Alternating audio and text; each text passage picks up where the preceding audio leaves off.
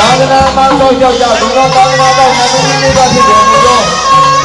ဘိုးတော်ကြားလေးကိုဥသိထားလို့ဒါလည်းကဝိနည်းကဝိနည်းကဘုရားကဝိတော်သာသနာ့တော်နတ်သမီးလေးပါပါလေဟယ်လိုဆရာကြီးလောကပါ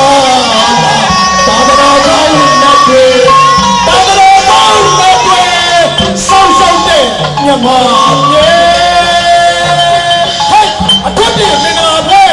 အထွတ်တင်မင်္ဂလာပဲသူတော်ကောင်းတွေပူဇော်နေကြပါလေလောကပါလာ